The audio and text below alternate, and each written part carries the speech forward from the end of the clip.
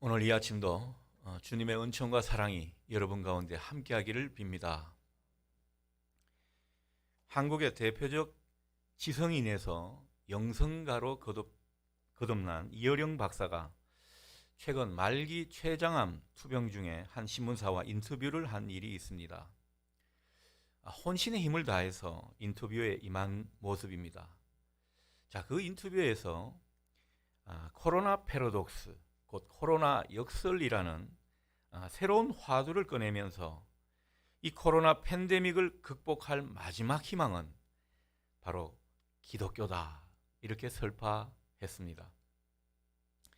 그가 말하는 코로나 패러독스, 역설이란 이런 것입니다. 왕관을 상징하는 이 코로나가 대역병의 병명이 된 것이 역설이고, 또 코로나 팬데믹을 극복하고 나면 더 나은 세상이 올 거라는 희망이 또 다른 역설이라는 것입니다. 역사적으로도 중세시대 패스트, 곧 흑사병이 온 유럽을 창궐했죠. 얼마나 휩쓸고 갔는지 모릅니다. 그 패스트가 휩쓸고 간 뒤에 종교개혁이 일어났고 르네상스가 시작되면서 새로운 시대가 열렸다는 것입니다.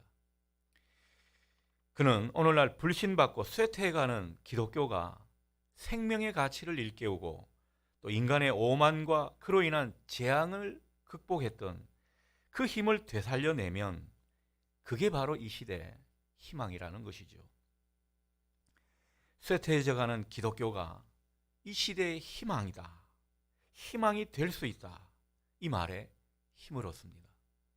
여러분, 하나님이 하시면 얼마든지 그럴 수 있다 생각합니다.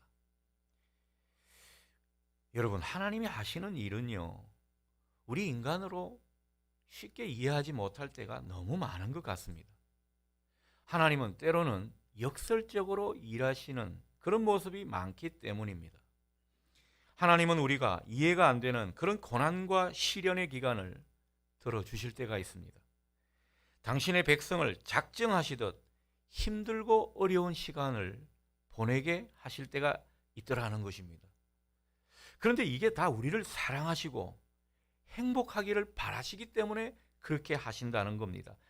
이게 하나님의 역설이죠. 하나님은 아이러니하게도 사랑하신다고 하면서 매를 드시기도 하고, 우리에게 복 주신다고 하면서 고난과 연단 가운데 우리를 밀어넣으시는 등 이런 역설적인 행동을 우리에게 하시는 것입니다. 사실 하나님은 당신이 사랑하시는 자들을 행복하게 하지 않고는 견딜 수 없는 분입니다.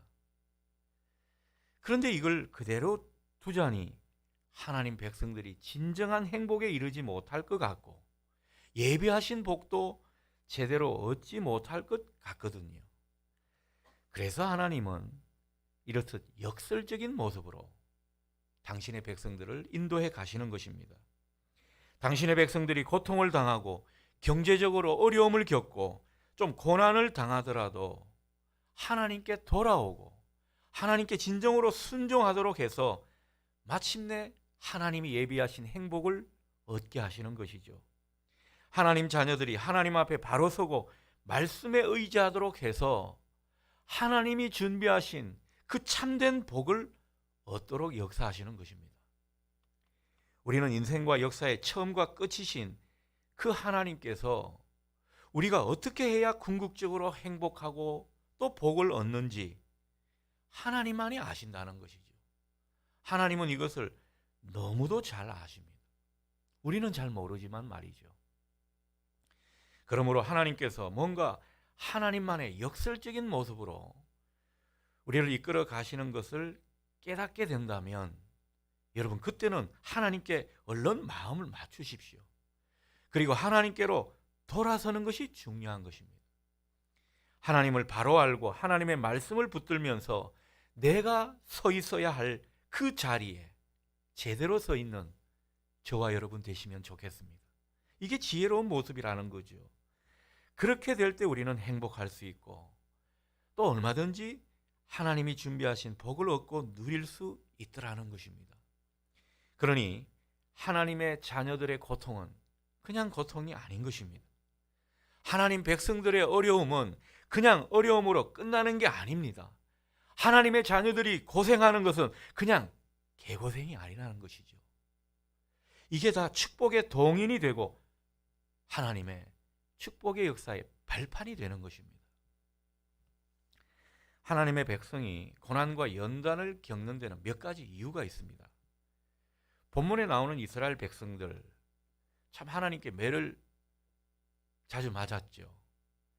그것은 다른 이유가 아니었습니다. 하나님께 순종하지 않아서, 하나님의 명령에 순종하지 않아서 그럴 수 있고, 하나님의 길로 잘 가지 않아서 그럴 수가 있습니다. 하나님이 뭔가 당신의 백성들에게 기대하시는 게 있겠죠. 때로는 우리가 큰 복을 얻기 위해서는 믿음이 필요합니다.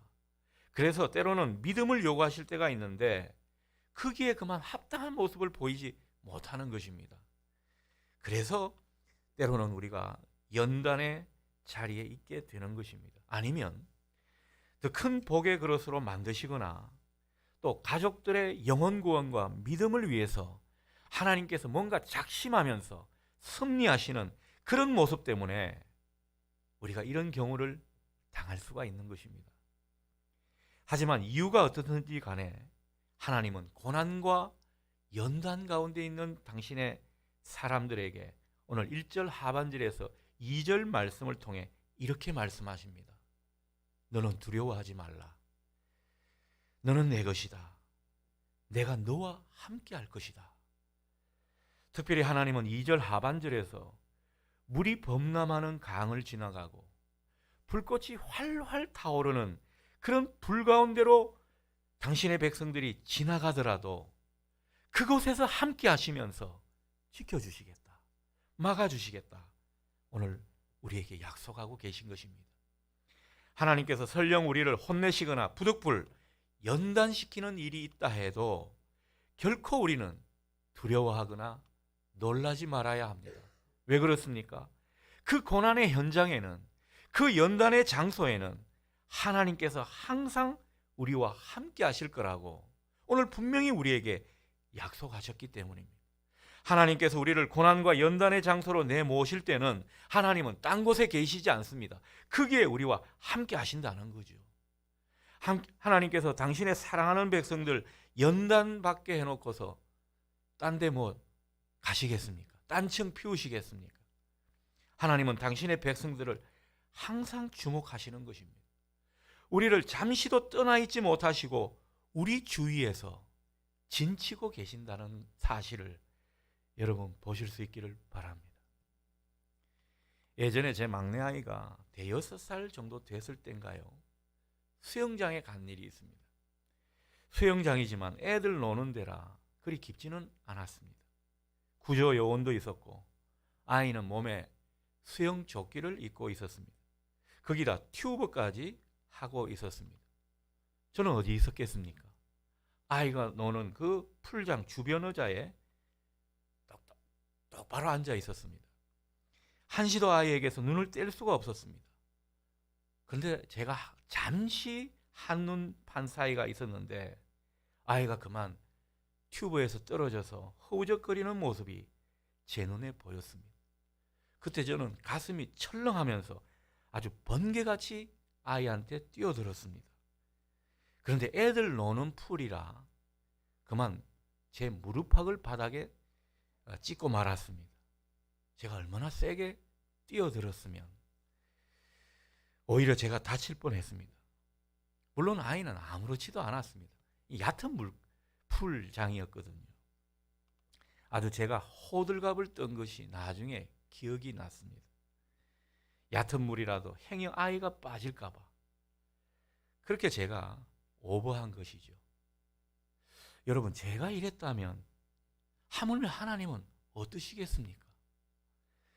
우리가 어려움을 겪고 아파하고 눈물 흘리는데 하나님은 웃고 계시겠습니까? 그냥 팔짱 끼고 계시고 두 발 뻗고 주무시겠습니까? 아니, 딴 데 가 계시거나 한눈 팔겠냐고요. 그렇지 않을 것입니다. 하나님께서 뜻이 있어서 우리를 고난과 풀물불 가운데 두셨다면 하나님은 거기에 분명히 함께 계실 거라는 거죠. 오죽 안타까운 마음을 가지시겠습니까? 불꽃 같은 눈동자로 우리를 바라보시면서 우리를 지켜주신다 믿으시기를 바랍니다. 하나님은 그냥 두려워하지 말라, 내가 함께한다, 공수표처럼 약속만 하시는 분이 아니십니다. 실제적으로도 우리와 함께 하시면서 우리가 하나님께로 나아갈 때 우리 안에 두려움을 소멸시켜 주시고 회복시켜 주시고 구원해 주시는 분이십니다. 우리 상황을 바꾸어 주시는 분이십니다. 그렇다면 하나님께서 징계와 연단 속에서도 회복과 구원을 약속하시며 우리를 그렇게 인도해 가시는 이유가 무엇입니까? 다른 게 아닙니다. 우리를 너무도 사랑하시기 때문입니다. 제가 사랑하기 때문에 아이한테 오버한 것처럼 하나님은 1000만 배 더 우리를 사랑하시기 때문에 우리와 함께 하시려 하시고 하나님의 계획 가운데 우리를 인도해 가시는 것입니다. 4절 상반절에서 그렇게 말씀하시죠. 네가 내 눈에 보배롭고 존귀하며 내가 늘 사랑하였은즉. 여러분, 이 짧은 구절에 하나님이 우리를 얼마나 사랑하시는지 느끼실 수 있기를 바랍니다. 너무도 우리를 사랑하시기 때문에 고난의 현장 가운데서도 함께 하시고 우리가 하나님을 찾기만 하면 우리 안에 두려움을 소멸시켜 주시는 것입니다. 마침내 하나님의 계획대로 우리를 회복시켜 주시는 것입니다. 우리가 회복되고 우리 문제가 해결되는 동력은 다른 게 아닙니다. 하나님이 우리를 사랑하시기 때문입니다. 본문은 이렇게 하나님께서 우리를 사랑하실 수밖에 없는 그 이유를 밝혀주고 있습니다. 우리를 사랑하시는 증거가 뭔지 똑똑히 보여주고 계십니다. 그것은 바로 하나님께서 우리를 지으셨고 창조하셨기 때문입니다. 1절에서 그런 말씀이 나오죠. 하나님이 우리를 사랑하시는 것은 우리가 하나님이 만드신 작품이기 때문입니다. 하나님은 우리 한 사람 한 사람 손수 빚으신 창조물입니다. 하나님이 우리를 얼마나 정성껏 빚으셨는지 모른다는 거죠. 여러분이 때로는 타박하고 야단을 치고 그러는 배우자들, 자식들 그러지 마시기를 바랍니다. 저도 한 번씩 후회하고 반성할 때가 많습니다. 하나님께서 얼마나 정성껏 빚은 하나님의 작품인데 부모랍시고 함부로 하고, 그리고 내가 똑똑한 배우자라고 다른 아내와 남편을 함부로 하는 이런 일이 없기를 바랍니다. 하나님이 우리를 얼마나 소중하게 여기시는지 모른다는 거죠. 저와 여러분이 하나님의 그 사랑하시는 소유고 작품이라는 사실을 믿으실 수 있기를 바랍니다. 오늘 하나님은 그 말씀을 우리에게 하시는 겁니다. 그래서 저도 사실 목회를 하다 보면 조금 미운 이 성도들이 있을 수 있지 않습니까? 저도 인간인데요. 근데 기도하다 보면요, 하나님의 사랑하시는 그 존재임을 느끼게 해주십니다. 그러니 제 마음이 다 풀어지는 겁니다. 또 사랑의 눈빛으로 대하게 되는 거죠. 근데 어떤 분은 저를 가식적으로 생각할 수도 있을 겁니다. 그렇지 않습니다. 저는 굉장히 표정이 솔직한 사람입니다. 1절 말씀을 보겠습니다. 내가 지명하여 불렀나니 너는 내 것이라. 여러분, 우리는 하나님의 소유입니다. 하나님은 또 우리의 아버지시라는 거죠. 우리는 하나님의 귀한 자식이고 존귀한 자녀라는 사실을 우리에게 일깨워주고 계시는 것입니다. 그리고 3절 상반절 보십시오. 하나님은 우리의 구원자십니다. 1절에서도 우리에게 내가 너를 구속하였다 말씀하시는데 여기 3절 하반절에서 여기서 말하는 구원은 그냥 구원이 아닙니다. 당신의 사랑하는 백성 이스라엘을 구속하기 위해 애굽이나 구스 스바를 속량물로 내주시면서 구원하셨다고 말씀하시는 것입니다. 왜 이런 표현을 하시는 겁니까?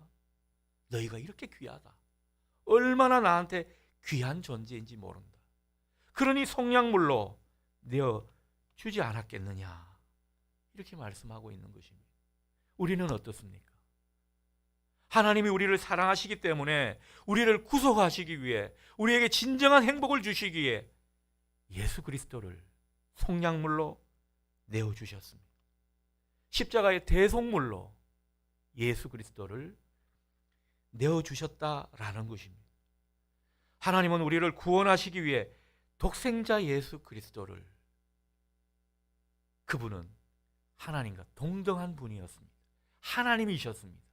그러니 하나님이 스스로를 십자가에 내어주신 것입니다. 우리를 사랑하시기 때문에 그렇게 하신 것입니다. 중요한 것은 이런 하나님이 친히 우리와 함께 하신다는 사실입니다. 오늘 하나님은 거기에 방점을 두고 계신 것이죠. 불구덩이라도 함께 하겠다. 풍파가 치는 바다 한가운데라도 하나님은 우리와 함께 하신다. 이 사실을 우리에게 말씀하고 있는 것입니다. 우리가 하나님의 작품, 하나님의 소유, 존귀한 자녀가 맞다면, 여러분이 여러분 스스로를 그렇게 긍정한다면 하나님께서 여러분의 어려움 가운데 가까이 계심을 믿으실 수 있기를 바랍니다. 하나님은 딴 데 계시지 않습니다. 하나님은 오늘 우리에게 이렇게 말씀하십니다. 4절을 보십시오. 넌 내 눈에 보배롭고 존귀한 자녀다. 내가 너를 얼마나 보배롭고 존귀하게 여기는 줄 아느냐. 내가 너를 사랑한다. 여러분, 이 사랑의 음성이 들리십니까? 이 사랑의 음성이 오늘 여러분 심령 깊은 곳에 울려 퍼질 수 있기를 주님의 이름으로 축복합니다. 소백산에서 공동체를 이끄시는 한 신부님이 쓰신 책이 있습니다. 산 위의 신부님이라는 책인데요. 그 책에 이런 내용이 있습니다. 어느 날 그 마을에 송아지가 태어났습니다. 이 마을 가족들은 아주 경사가 난 날이라고 생각하고 그 순간을 함께 지켜봤습니다. 어떻게 송아지를 낳는지 말이죠.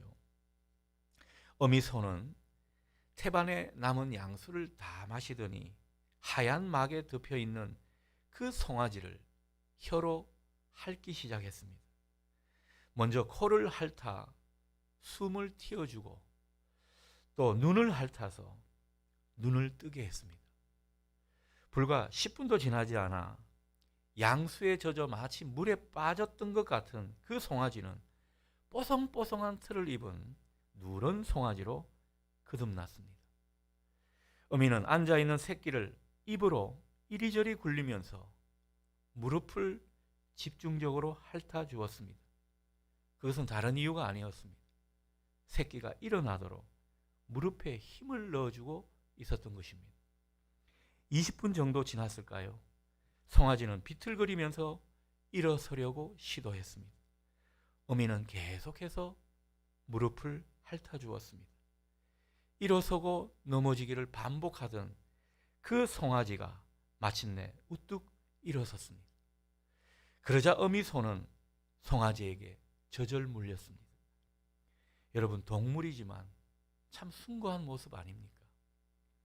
이렇듯 송아지는 어미 소의 그 사랑을 먹고 자라는 모습입니다. 여러분, 하나님은 어쩌면 송아지 같은 우리의 무릎을 지금도 핥고 계신지도 모르겠습니다. 여러분, 우리는 하나님의 사랑으로 사는 사람들입니다.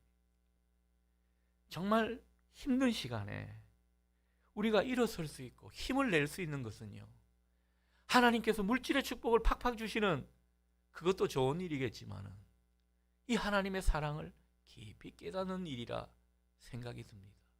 그래서 하나님은 오늘 우리에게 이 말씀으로 다가오신다는 거죠. 하나님이 나를 사랑하신다.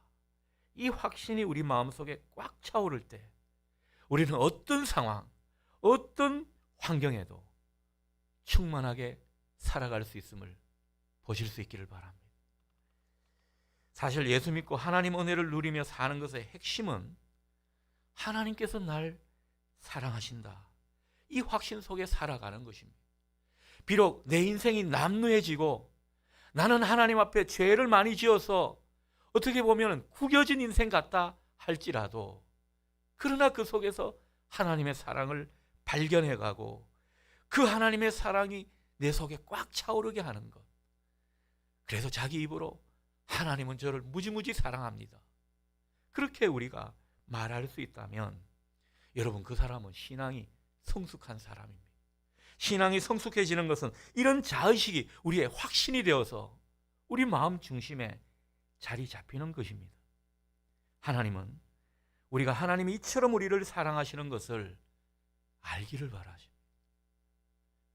그것도 어려운 삶의 현장에서 똑똑히 보기를 바란다는 것입니다. 하나님이 날 사랑하신다는 이 사랑의 음성이 여러분 귓전에, 여러분 마음에 울려 퍼질 수 있고, 이런 자의식으로 당당하게 살아갈 수 있는 저와 여러분 되시기를 소원합니다. 그런데 이 하나님의 사랑은요, 아무래도 물질의 축복을 많이 받고 육신적으로 잘 나가고 잘 되는 그런 때보다도 우리가 고난과 연단 가운데 살아가게 될 때 더욱더 많이 경험되는 것입니다. 더 실감이 나는 것이죠.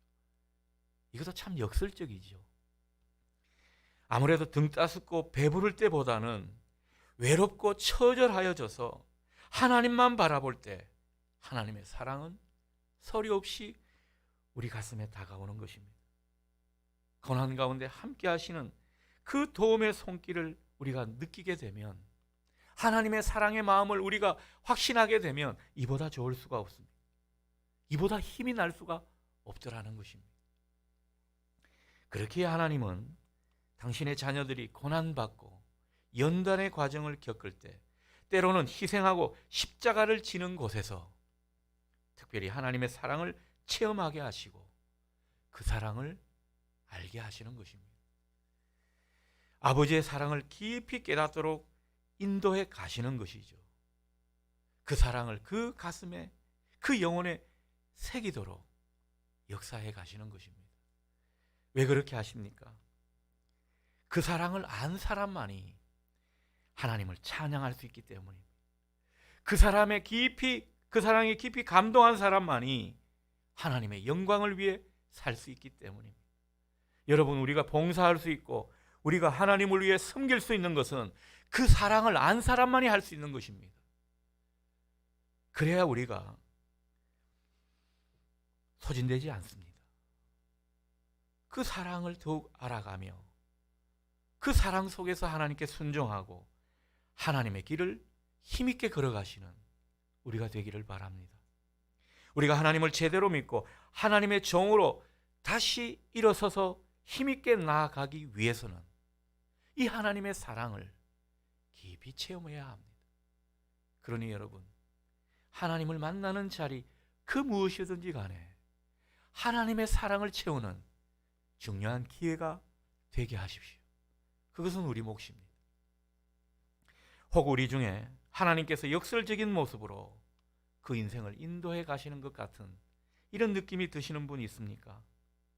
하나님이 허락하신 그 광야 훈련 장소에 있는 것 같은 그런 생각이 드시는 분이 있습니까? 이 모든 것이 하나님께서 우리를 위해 일하시고 또 우리와 함께 하시는 모습임을 여러분 보실 수 있기를 바랍니다.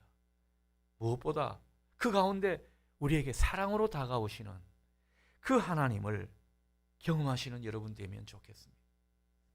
그 사랑을 잘 경험하지 못하겠다고 생각되는 분이 있습니까? 오늘 7절 말씀에서 우리에게 이렇게 말씀하십니다. 내 이름으로 불려지는 모든 자, 곧 내가 내 영광을 위하여 창조한 자를 오게 하라. 그를 내가 지었고 그를 내가 만들었느니라. 여러분, 무슨 말씀입니까? 우리가 하나님의 이름을 부르며 하나님 앞에 나아갈 때 하나님 이름을 의지하면서 하나님께 영광을 돌리려 할 때 하나님은 그 사랑을 알게 해주신다는 것입니다. 우리가 얼마나 하나님의 귀한 존재인지를 깨닫게 해주신다는 거죠.